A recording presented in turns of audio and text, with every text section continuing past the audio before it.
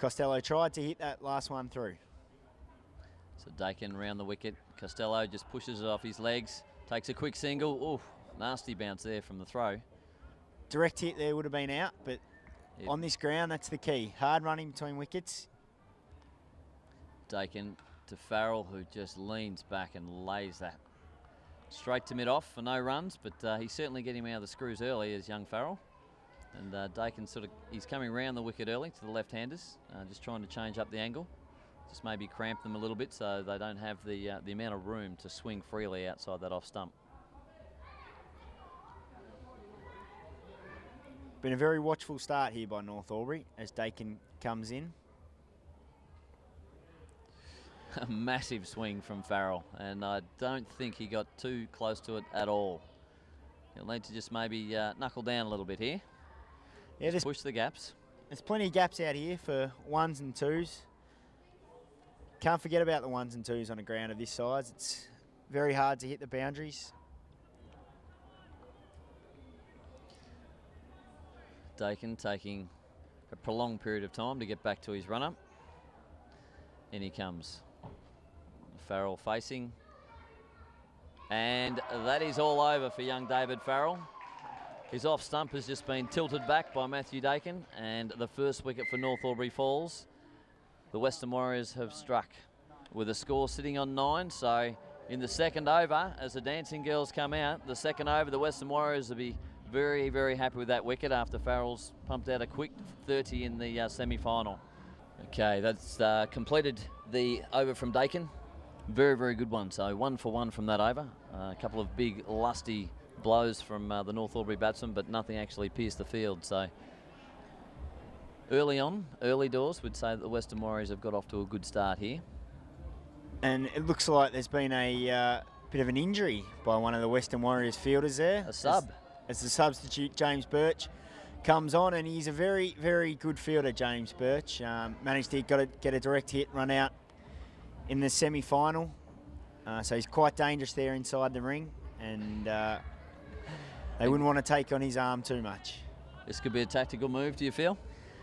Well, the Western Warriors player there went off grabbing the hamstring, but... a deal to Costello, and he's just punched that over the infield for a single. Overthrows, no, well backed up there. Well backed up by Abhi Sharma. Just short of a length there, Agar, and he needs to probably just make it a little bit fuller to these guys.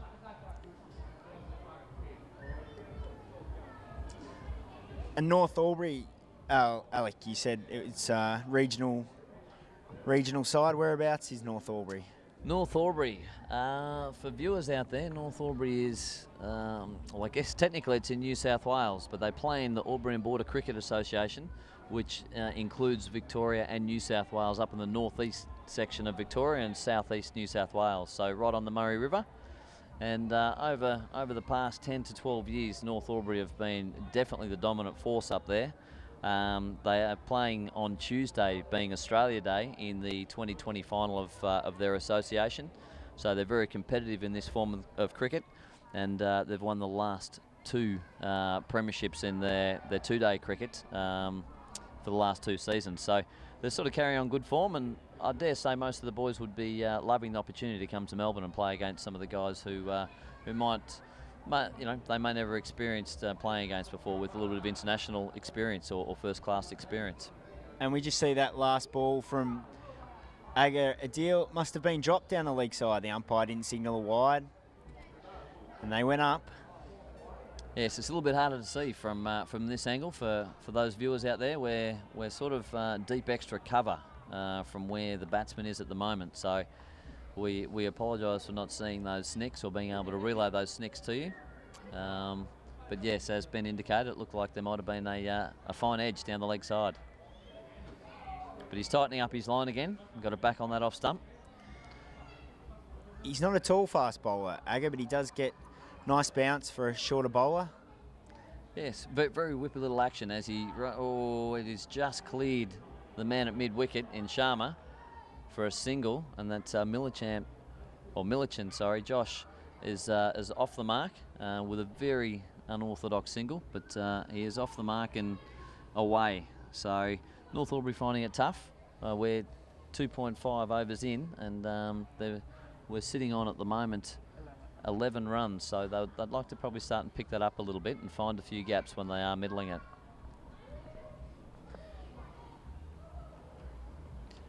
And down leg side, very unattractive delivery, making it quite difficult for Paul Smith, the keeper there.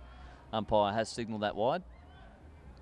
So they have run one as well, so they'll pick up a couple for that. And Agar needs to bowl that again and get his radar right for the left and right hand combination here. Yeah, I think he's much more comfortable bowling to the right-handed batsman, Agar, as he starts the final delivery of this over. And it's short outside the off stump and played through the covers, and after 3 overs, 13. It's 1 for 13.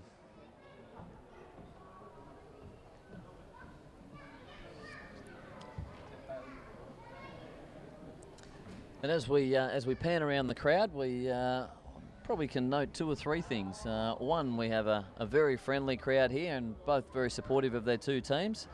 The weather, we're sitting on probably 26, 27 degrees, a lovely southerly breeze, and the beautiful backdrop of the city here. So she's a fantastic place to play cricket, and especially the final out here. And I've just been informed that we have the honourable member for the Liberal Party, State Liberal Party, has just come down to watch the game for a little while, and Mr. Ted Baillieu. So it's nice to have a little bit of political support.